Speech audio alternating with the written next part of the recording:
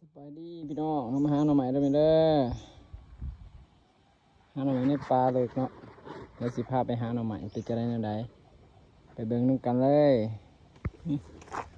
นี่ยี่บ้าก่อนในบ้านตายหน่อไม้พี่นะน้องเอ้ยนี่เด้พี่น้องหน่อไม้เฮาหน่อไม้ยังเขาเอิญไผ่ขุจักบอกไงเด้อลำเจ้าก่อนจะเป็นยังสิต่างจากเขตบ้านเฮาเนาะเอาบ้านเฮา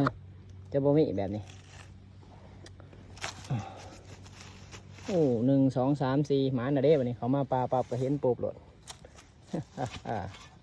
อุปกรณ์เฮาใส่มา1 คุดความเสี่ยงนี่แหละบ้านเฮาพี่น้องเอ้ยของแท้เลยท่านผู้ชมทั้งหลาย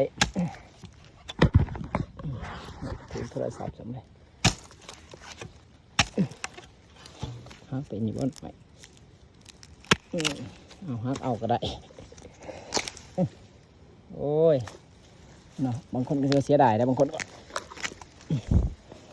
นี่แกพี่น้องเสียดายแนวนี้หาใส่กระทงได้กระทงอะไรนะไม่มียังหนอกกระทงลังมาใหม่ๆสวยหน่อยผ้ามาหาหน่อไม้พี่น้องลาวไต่เด้อลาวไต่อะไรหน่อไม้มาหากินตามภาษาบ้านเท่านี้แหละพาไปหาเพิ่นก่อนมีหลายสำนักเลยผู้ใดหูว่าน้องไม้ยังกะคอมเมนต์บอกกันเด้ออันนี้บ่เคยเห็นเนาะน้องไม้บ้านเพิ่นก็น้องไม้บ้านเฮามันต่างกันเนาะน้องไม้เฮาจะเป็นลำใหญ่เลยแต่ว่าเขตนี้ลำทอปูมือเลยทอปูมือทอดามผ้าเนาะลำสำดามเสียมลำใหญ่สุดอ่ะลำจะเป็นจังสิโอเคก็จะอยู่แบบนี้เนาะเกิดน้ำทงแบบทางเขาก็มีแต่เลาะอย่างเดียวเลาะหาเนาะตอนนี้เลาะหาเบิ่งหน่อไม้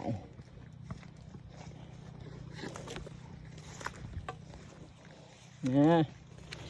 เห็นอีกแล้วพี่น้อง2 หน่อนี่หน่อหนึ่งนี่หน่อหนึ่งเด้อปูอยู่ไหนพนักก็มีพี่นะเห็นอยู่ป่ะพี่น้องหน่อบักใหญ่เลยเดี๋ยวพูดก่อนสั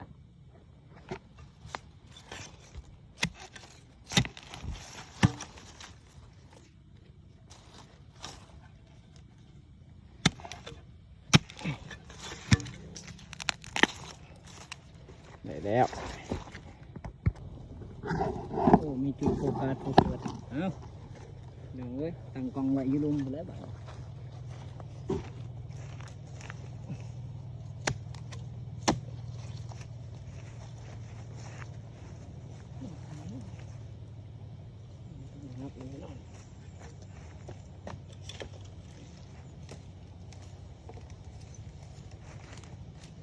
ว่าไม่คิดจะให้หนาเว้ย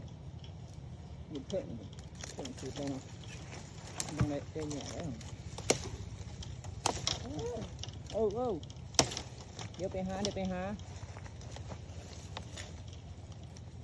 องหาแหละ